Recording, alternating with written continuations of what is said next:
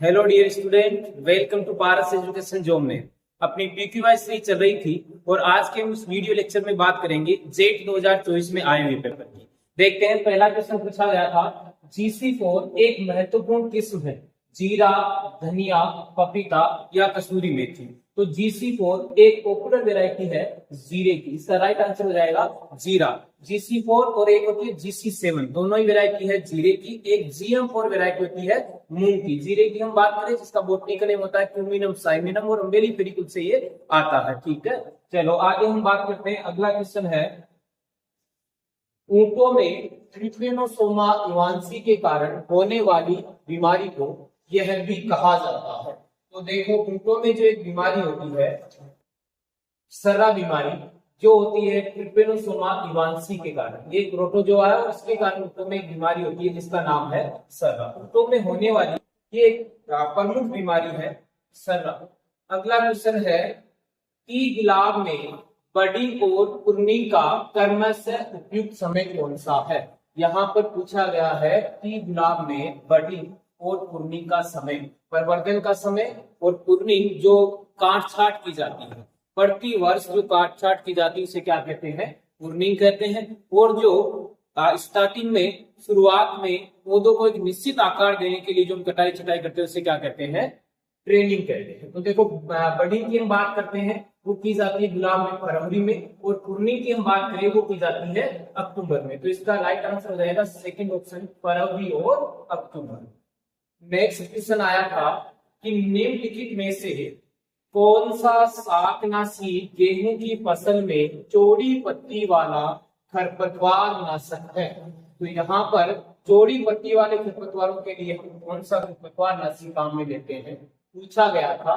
तो हमें पता है कि चौड़ी पत्ती वाले खरपतवारों के लिए 2,4-D काम में लेते हैं, लेकिन आजकल उसके रिप्लेसमेंट के तौर पर काम में लेते हैं मेट सल्फ्यूरॉन मिथाइल, और जो गेहूं में आइसोप्यूटोन काम में लेते हैं उसकी जगह लेते हैं सल्फोसल्फ्यूरोन। तो राइट आंसर हो जाएगा यहाँ पर मेट सल्फ्यूरॉन मिथाइल।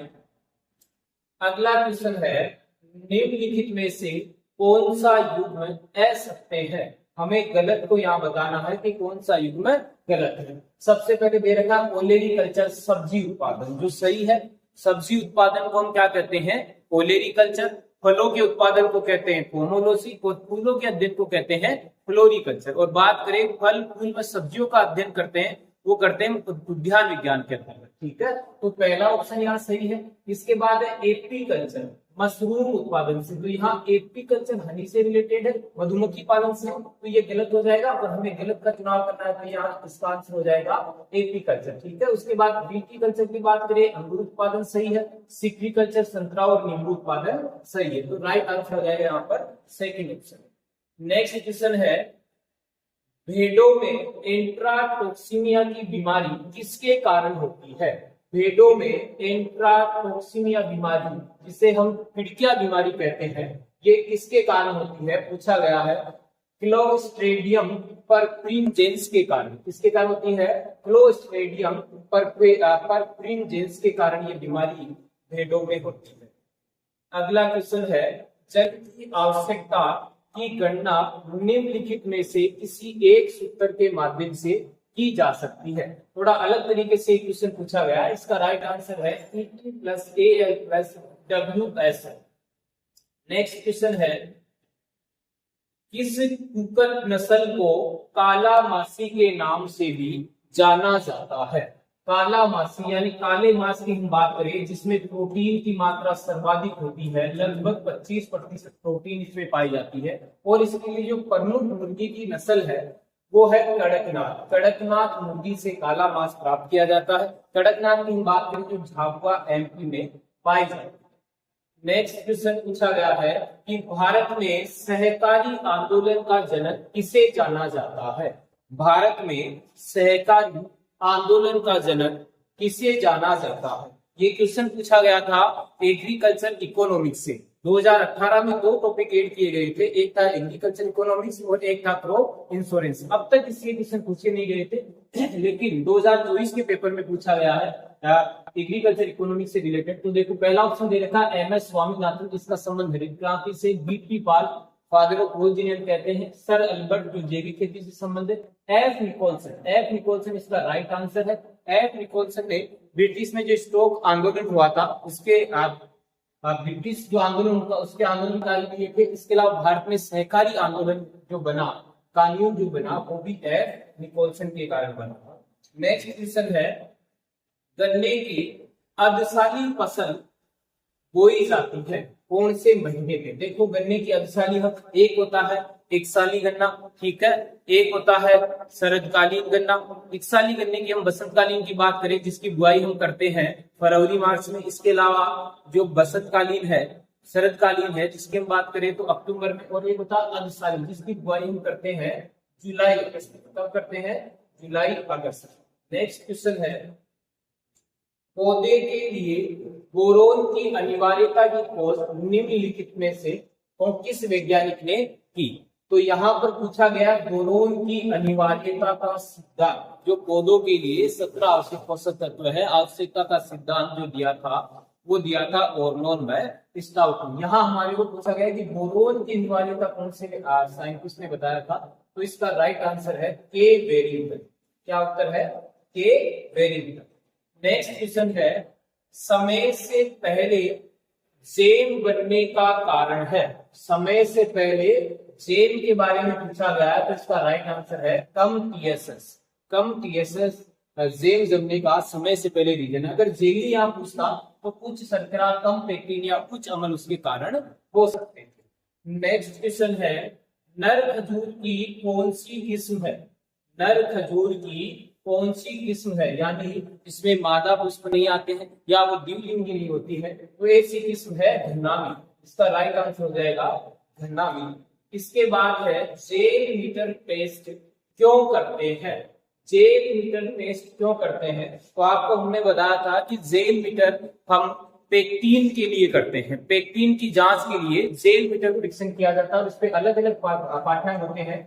1.25 सबसे अच्छा माना जाता है। इसके बाद मध्यम की बात करें तो 1 हो जाएगा। इसके बाद 0.75 और बिल्कुल निम्न श्रेणी की बात करें तो 50%। इसी रीडिंग के आधार पर उन्हें किलोग्राम में हम शर्करा ऐड करते रहते हैं। तो देखो यहाँ पर जेल मीटर पहला ऑप्शन दे रखा है, जेली में अंतिम बिंदु के निर्धारण के लिए, निचोड़ में पेक्टिन की मात्रा के लिए, निचोड़ में शर्करा परीक्षण के लिए, या सभी।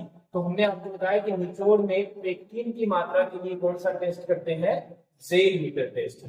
इसके बाद नेक्स्ट क्वेश्चन है, डोगरीज मूल वृत्त किससे संबंधित है?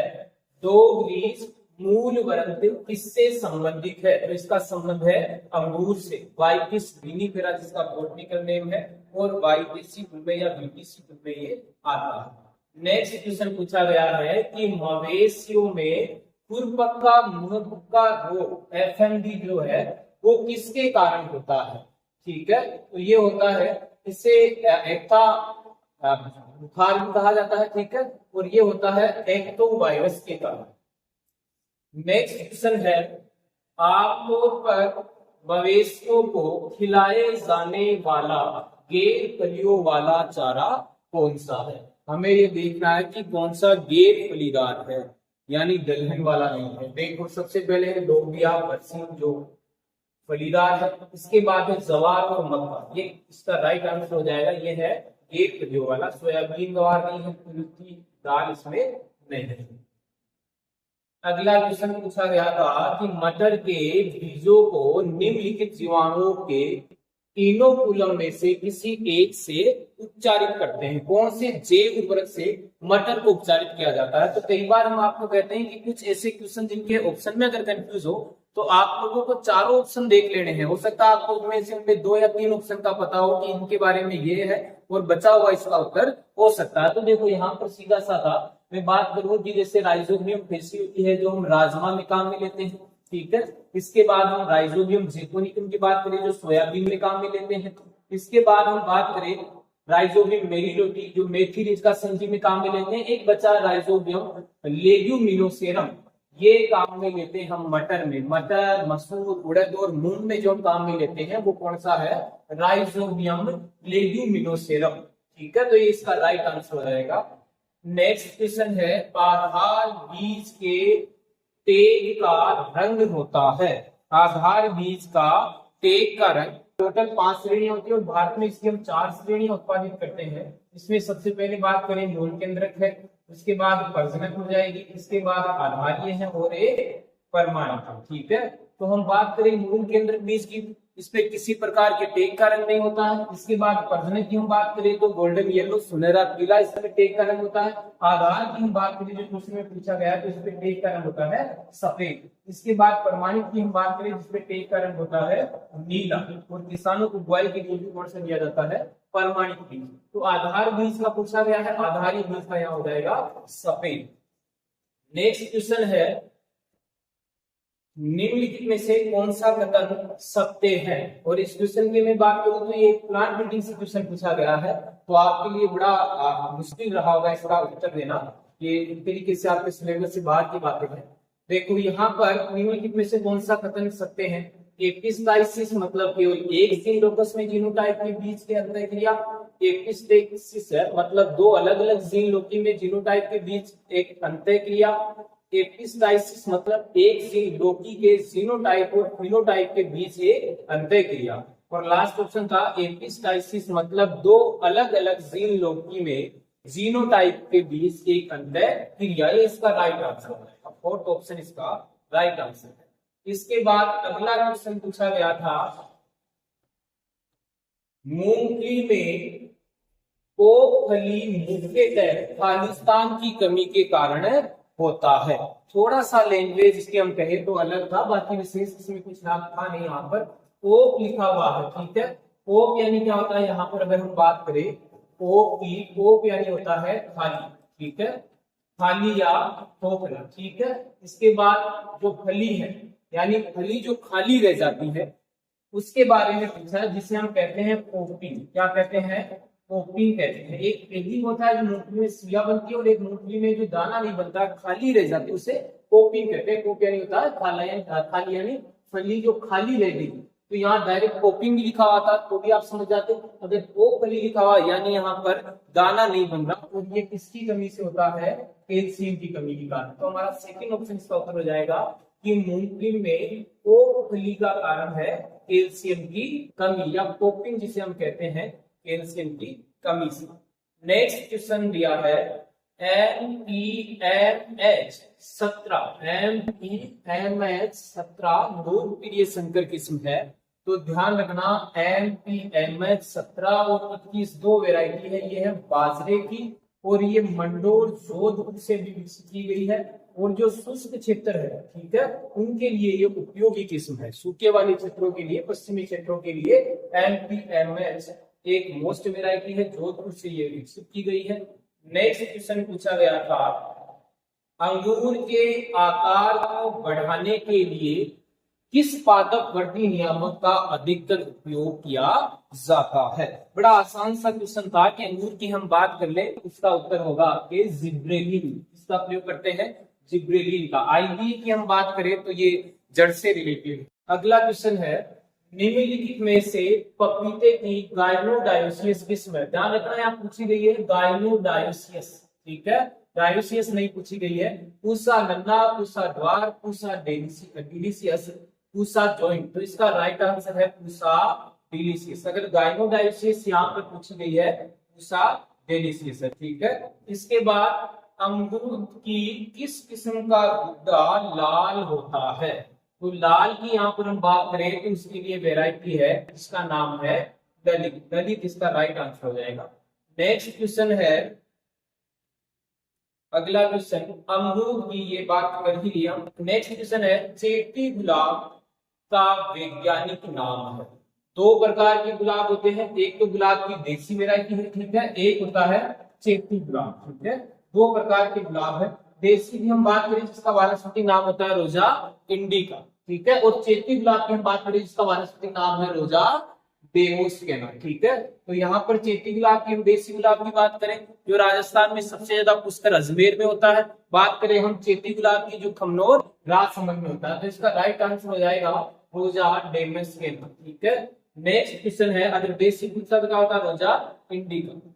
नेक्स्ट क्वेश्चन है साइलेज निर्माण के अंतिम उत्पाद में होना चाहिए। यहाँ पर आपको ध्यान रखना था कि अगर मैं यहाँ ऑप्शन के अकॉर्डिंग बात करूं तो शायद आप यहाँ पर इसके पीएच मान के आधार पर उत्तर दे सकते थे कि साइलेज निर्माण के अंतिम उत्पाद के लिए ज्यादा जरूरी पीएच मान होता 3.5। ठीक है, तो यहाँ पर 3.5 से 4.2 पीएच मान के साथ एसिड 2.4% इसका उत्तर हो जाएगा। नेक्स्ट क्वेश्चन है, सक्रिय पत्ती वाले द्विबीजपत्री खरपतवारों का विशिष्ट उदाहरण है। यहाँ पर ऑप्शन में देखना है कि कौन सा सक्रिय पत्ती वाला द्विबीजपत्री खरपतवार। यहाँ पर हम बात करें कि A1 खरपतवा जो है वो आपके एक बीजपत्री है, साइनोडेक्टाइलम डेक्टाइलम की बात करें एक बीजपत्री है, सिनोपोडियम एल्बम की बात करें तो ये जोड़ी पत्ती वाला है, तो इसका राइट आंसर हो जाएगा सर्कुला अर्वेंसिस।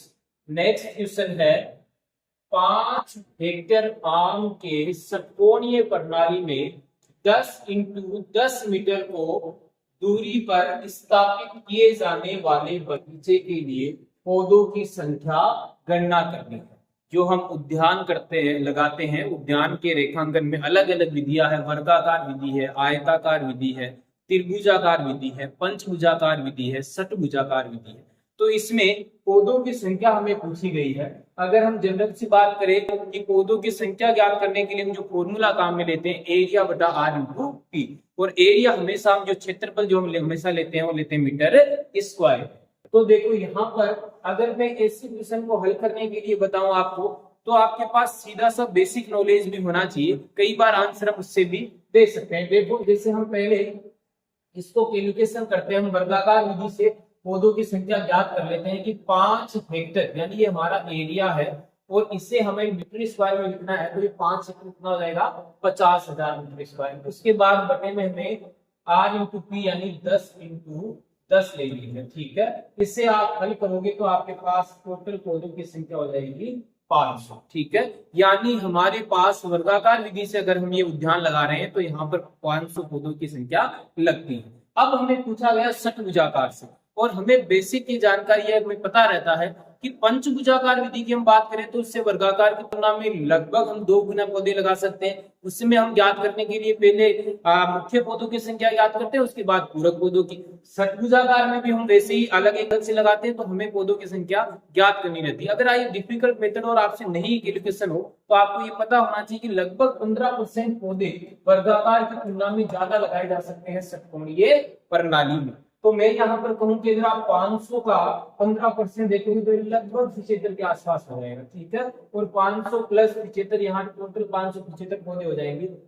575 या इसके आसपास कोई ऑप्शन होगा तो हमारा राइट आंसर हो जाएगा। तो डायरेक्ट सीधा सा ऑप्शन दे रखा है 575। ठीक है, नेक्स्ट क्वेश्चन है,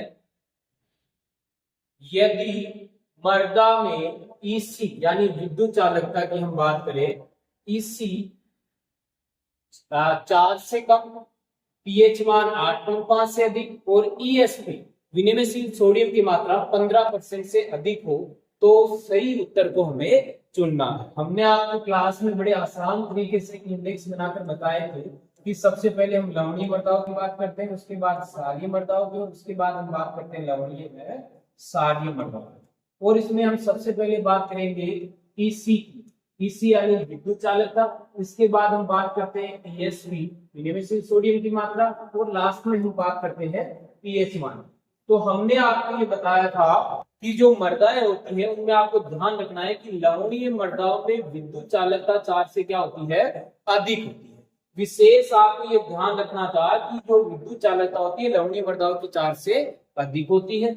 ईएसपी की हम बात करें तो ये 15% से क्या होती है आपके यहाँ पर कम होती है। कौन सी मृदाओं में, लवणीय में। और सारी मृदाओं में पीएच मान की हम बात करें तो 8.5 से क्या होता है, कम। यानी आपको सीधा सा याद रखना था कि लवणीय मृदाओं में विद्युत चालकता अधिक होती है, बाकी दोनों पॉइंट जो ईएसपी और पीएच मान होता है क्या होता है, कम होता है। इससे आप आसानी से याद कर सकते हो कि विद्युत चालकता 4 से अधिक, बाकी दोनों पॉइंट जो आपकी ईएसपी है आप 15 से कम और पीएच मान 8.5 से कम, ऐसी मृदाएं क्या कहलाती है, लवणीय। इसके बाद सारी मृदाओं को हमने सीधे से बताया था कि लवणीय से जस्ट क्या होती है, अपोजिट होती है। यानी यहाँ 4 से अधिक है पीएच मान तो यहाँ क्या हो जाएगा, 4 से कम हो जाएगा। यहाँ ईएसपी 15 से कम है तो यहाँ पर क्या हो जाएगी, अधिक। pH मान यहाँ 8.5 से कम है तो यहाँ क्या हो जाएगा, अधिक। ये बेसिक आसान सा याद करने का ये तरीका है। लवणीय सारी मृदाओं में सारे क्या हो जाते हैं, अधिक। तो अब देखो हमारे क्वेश्चन में दे रखा है कि विद्युत चालकता 4 से क्या है, कम है। तो विद्युत चालकता 4 से कम किसकी होती है, सारी मृदाओं की। राइट आंसर क्या हो जाएगा, सारी मृदा। ठीक है, नेक्स्ट क्वेश्चन है डबल क्रॉस तकनीक खालिस्तान द्वारा दी गई, यानी डबल क्रॉस तकनीक किसने दी। तो एक तो होती है एकल क्रॉस, एक होती है डबल क्रॉस। एकल क्रॉस जो 2010 में दी गई थी, ठीक है, सॉरी 1910 में दी गई थी। एकल संकर होता है जो 1910 में दी गई थी, और एक जो इस पर सर ने दी थी, एक है डबल क्रॉस जो दी है जोन्स ने दी है। ठीक है, तो इसका राइट आंसर हो जाएगा EF। अगला क्वेश्चन है पौधे की शीर्ष कलिकाओं पर दिखाई देने वाली कमी के लक्षण। ये क्वेश्चन बड़े आसान तरीके से आप कर सकते थे। क्लास में हमने आपको बताया था एक डायग्राम बना के कि पौधे की जो पत्तियां होती है, ठीक है, उनके कमी के लक्षण कहाँ दिखाई देते हैं। देखो सबसे हम पुरानी पत्तियों की बात करें या नीचे वाली पत्तियों की बात करें तो मैग्नीशियम और मोलिब्डेनम, पौधे के जो प्राथमिक पोषक तत्व है NPK, और इसके साथ में मैग्नीशियम और मोलिब्डेनम की कमी के लक्षण दिखाई देते हैं पौधे के नीचे वाली या पुरानी पत्ती। इसके बाद हम बात करें पौधे की नई शाखाएं जो है, ठीक है, उनकी हम बात करें तो उनमें दिखाई देते हैं सल्फर, फेरस, मैग्नीज और कॉपर। बड़ी आसान तरीके से आपको बताया था कि सभी मंत्र की ट्रिक से आपको याद रखना है। और शीर्ष भाग पर दिखाई देते हैं, वो दिखाई देते हैं कैल्शियम और बोरोन, जो पौधों में कैसे होते हैं, गतिशीलता की बात करें तो अचल होता है। ठीक है, तो यहाँ पर राइट आंसर हो जाएगा कैल्शियम व बोरोन।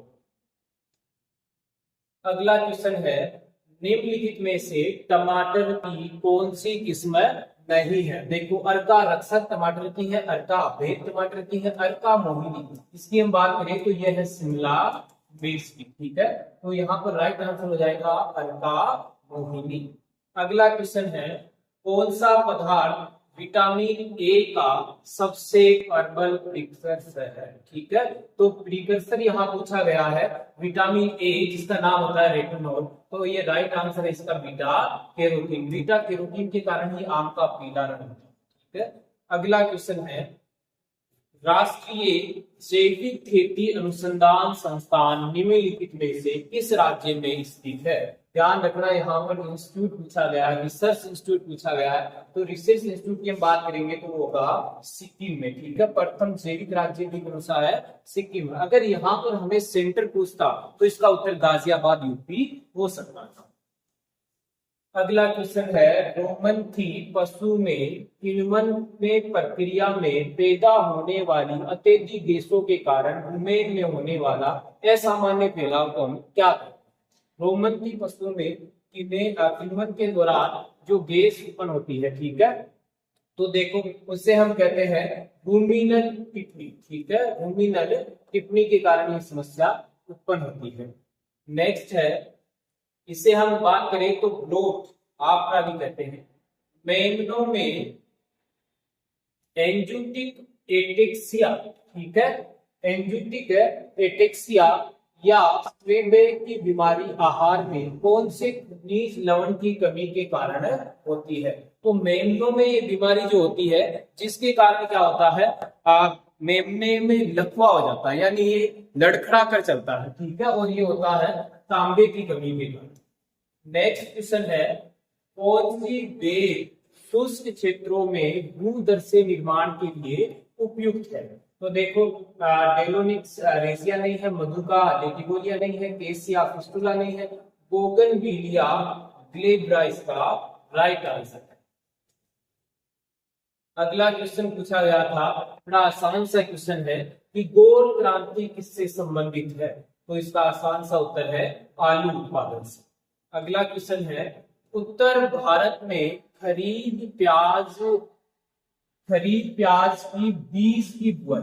देखो यहाँ पर पूछी गई है बीज की बुआई। पहले हम बीज की बुआई करते हैं, पौध तैयार करते हैं, फिर उसके बाद खेत में लगाते हैं। तो बीज की बुआई की हम बात करें तो बीज कब तैयार करते हैं, इसका मई जून में। ठीक है, तो ये था हमारा